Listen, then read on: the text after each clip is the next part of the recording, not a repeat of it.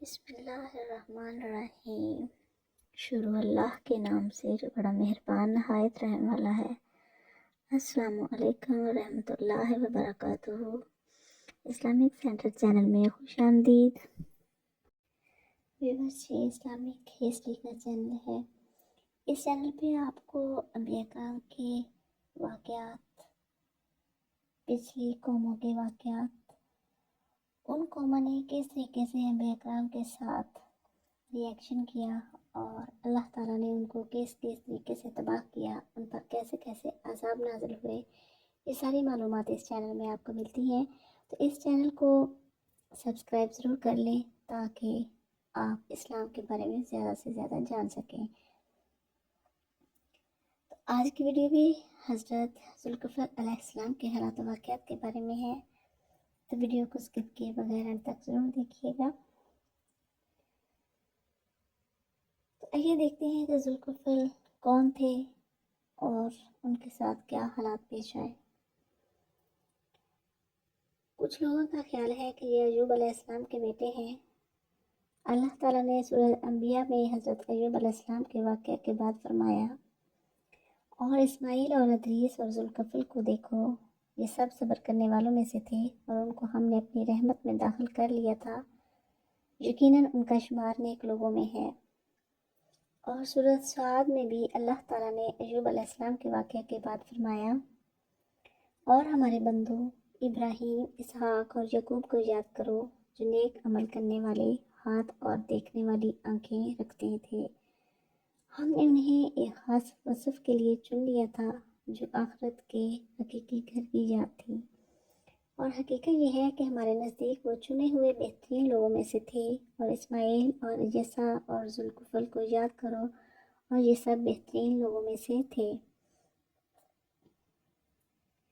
اللہ تعالیٰ نے بڑے بڑے انبیاء علیہ السلام کے ساتھ ذوالکفل کا تذکرہ کر کے ان کی تعریف و توصیف کی ہے، جس سے ظاہراً یہ معلوم ہوتا ہے کہ یہ نبی تھے، اور یہی بات مشہور ہے۔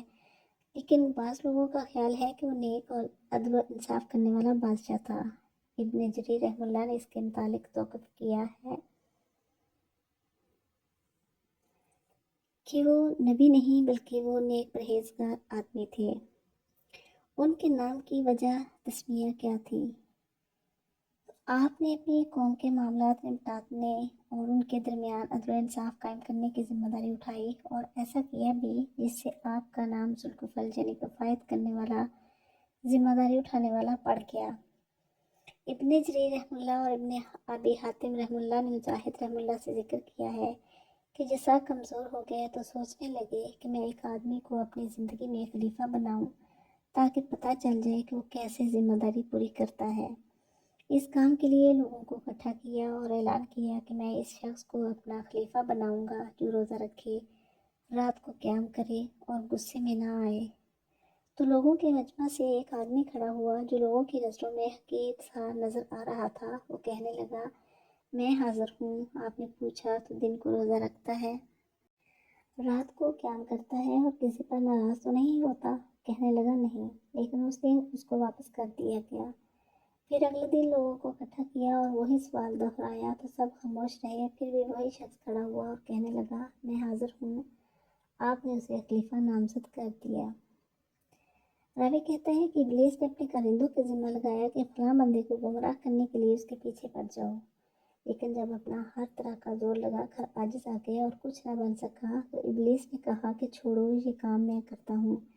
اس کے پاس ایک بوڑھے فقیر کی صورت میں آیا جس وقت کہ آپ دوپہر کو آرام کرنے کے لیے بستر پر آئے، اور وہ آرام صرف اسی وقت کرتے تھے۔ ابلیس نے دروازہ کھٹکھٹایا۔ آپ نے پوچھا، کون؟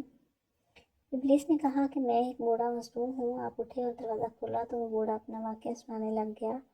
وہ اس طرح کہ میرا اور میری قوم کا آپس میں جھگڑا ہوا ہے اور انہوں نے مجھے اس طرح کہا ہے، اور بات اتنی لمبی کر دی کہ شام کا وقت ہو گیا اور آپ کے آرام کا وقت گزر گیا۔ تو آپ نے فرمایا کہ میں شام کو بیٹھوں گا اور آپ کو آپ کا حق دلا دوں گا۔ یہ بات کر کے بوڑھا ابلیس چلا گیا۔ آپ مجلس میں گئے تو اس بوڑھے کو دیکھتے رہے مگر وہ نظر نہ آیا۔ پھر آپ اگلے دن صبح مجلس میں بیٹھے اور بوڑھے کو دیکھتے رہے مگر وہ نظر نہ آیا۔ پھر جب عین دوپہر کے وقت آرام کا وقت ہوا اور آپ آرام کے لیے بستر پر آئے تو اس بوڑھے نے دروازہ کھٹکھٹایا۔ آپ نے کہا کون ہے؟ اس نے کہا بوڑھا مظلوم ہوں۔ آپ نے دروازہ کھول دیا اور اس سے کہا کہ میں نے تجھ سے کہا نہیں تھا کہ جب میں مجلس میں بیٹھوں تو میرے پاس آنا۔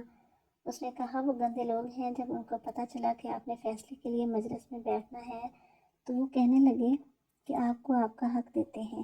جب آپ مجلس سے اٹھ کھڑے ہوئے تو پھر ان لوگوں نے انکار کر دیا۔ آپ نے فرمایا اچھا پھر شام کو میرے پاس آنا۔ اس طرح اس دوسرے دن بھی آپ کے آرام کا وقت جاتا رہا۔ پھر آپ جب شام کو اپنی مجلس میں بیٹھ گئے لیکن وہ بوڑھا پھر بھی نہ آیا، آپ اس کا انتظار کرتے رہے۔ اب آپ پر نیند غالب آ رہی تھی۔ آپ نے اپنے گھر والوں سے کہہ دیا کہ اب دروازہ کے قریب کسی کو نہ آنے دینا تاکہ میں آرام کر سکوں، کیونکہ نیند مجھے ستا رہی ہے۔ اب وہ وقت آیا تو پھر وہ آ گیا۔ دربار نے کہا کہ پیچھے جاؤ۔ اس نے کہا میں کل آیا تھا اور میں نے اپنا معاملہ ذکر کیا تھا۔ دربار نے کہا کہ اب ایسا نہیں ہو سکتا، کیونکہ انہوں نے سختی سے منع کر رکھا ہے کہ کسی کو نہ آنے دینا۔ جب بوڑھا عاجز و تنگ آ گیا تو اس نے گھر کی چھوٹی سی کھڑکی دیکھی تو وہاں سے اندر جا کر اس نے اندر کا دروازہ کھٹکھٹانا شروع کر دیا۔ آپ بیدار ہوئے اور کہا کیوں فلانی، میں نے تجھے نہیں کہا تھا کہ کوئی شخص اندر نہ آئے؟ اس دربار نے کہا جناب یہ میری طرف سے داخل نہیں ہوا، آپ خود ہی اس بات کا جائزہ لے لیں کہ یہ کہاں سے اندر آیا ہے۔ تو آپ اٹھ کھڑے ہوئے اور دیکھا کہ دروازہ اس طرح بند تھا جیسے اس نے بند کیا تھا، لیکن آدمی پھر بھی گھر میں موجود تھا، تو وہ سمجھ گئے کہ یہ کون ہے۔ تو آپ نے اس سے کہا کہ تو اللہ تعالیٰ کا دشمن ہے۔ اس نے کہا آپ کو کہا ہاں، میں نے آپ کو غضب نہ کرنے کے لیے ہر طرح کی کوشش کی لیکن ناکام رہا۔ بس اللہ نے ان کا نام ذوالکفر رکھا کیونکہ انہوں نے جو وعدہ کیا تھا وہ انہوں نے پورا کر دیا۔ یہ تھا حضرت ذوالکفر علیہ السلام کا واقعہ۔ اگر ویڈیو پسند آئے تو لائک اور شیئر ضرور کریں اور اس کو دوسروں تک پہنچائیں تاکہ دوسرے بھی جان سکیں کہ ذوالکفر کون تھے۔ اور چینل پر نئے ہیں تو چینل کو سبسکرائب ضرور کریں اپنے علمی اضافے اور چینل کی سپورٹ کے لیے، اور ساتھ ساتھ بیل آئیکن کو بھی ضرور پریس کریں تاکہ ہر آنے والی ویڈیو کا نوٹیفیکیشن آپ تک پہنچ سکے۔ تو ملتے ہیں نیکسٹ ویڈیو میں کسی اور نبی کے حالات و واقعات کے ساتھ، تب تک کے لیے اللہ حافظ۔